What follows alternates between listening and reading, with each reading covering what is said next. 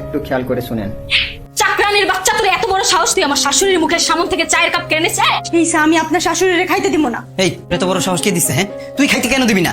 আমি আমার মাকে যা ইচ্ছা তাই খাওয়াবো, তুই কে? থামান। কি ব্যাপার তানহা, তোমার ম্যাডামকে তুমি চা খেতে দিচ্ছ না কেন? স্যার, আমার জীবন চলে গেলেও মেম সাহেব আমি এই চা খাইতে দিতে পারবো না। আরে কেন পারবে না সেটা বলো।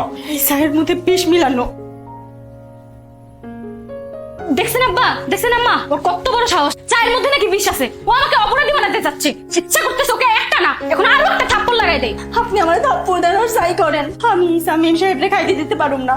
আপনি যদি প্রমাণ দিতে চান যে এই চায় বিষটা, চা আপনি খান। না না, আমি চা খাইতে পারবো না। আর তাছাড়া আমি রং চা খাই না, আমি গ্রিন টি খাই। আচ্ছা ঠিক আছে বৌমা। কিন্তু আমার ছেলে, ও তো দুধ চাও খায় আবার রং চাও খায়, অসুবিধা কোথায়? বাবা, তুই এই রং চাটা খেয়ে দেখ না। না না মা, ও একটু আগে চা খাইছে তো, ও খাইতে পারবে না। আমি কইলাম না এই চা আর কেউ খাইবে না, এই চা আপনি খাইবেন মানে আপনি খাইবেন না। খান। বলতেছি তো আমি এটা খাইতে পারবো না। আপনারই খাইতে হবে, আপনারই খাইতে হবে না। খান। না আমি খাবো না, কারণ এই চায়ের মধ্যে বিষ আছে। দেখছেন? কি ব্যাপার বৌমা, তোমার শাশুড়িকে তুমি বিষ খাওয়াবে মেরে ফেলতে চাইছো কেন? সত্যটা যেহেতু সামনেই আসছে, তাহলে শুনুন আমি কেন চাই বিষ মিশাইছি।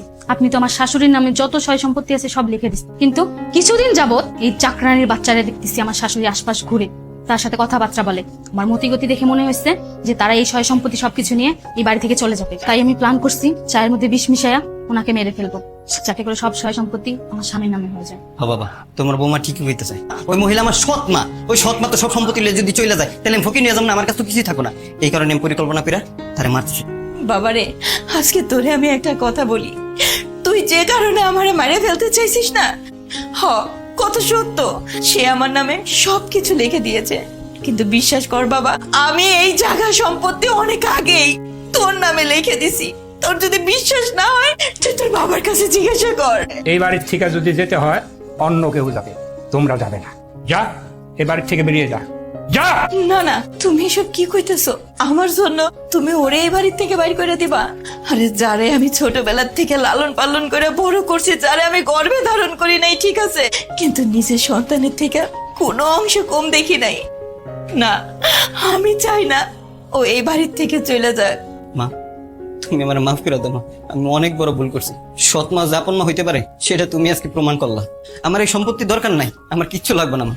আমি শুধু তোমার একটু আঁচলের নিচে ঠাইছি, তুমি আমার মাফ করে দাও। আম্মা, আপনি আমাকে মাফ করে দেন। আব্বা, আপনি আমাকে মাফ করে দিন। আসলে আমি বুঝতে পারি নাই যে মায়ের ভালোবাসা এরকম হয়। নিজের গর্বে হয়তো বা আমার স্বামীকে সে ধরেনি, কিন্তু তার ভালোবাসা দেখে আজকে আমি নিজের ভুলটা বুঝতে পেরেছি। তুমি যখন মাফ করে দিয়েছো আমার আর কিছু বলার নেই। আর মা তানহা, তুই এই বাড়ি ছেড়ে যাবি কেন? এই বাড়িতেই থাকবি। তুই কিছুক্ষণ আগে বললি না যে আমার বাবা নেই? আরে কে বলেছে তোর বাবা নেই?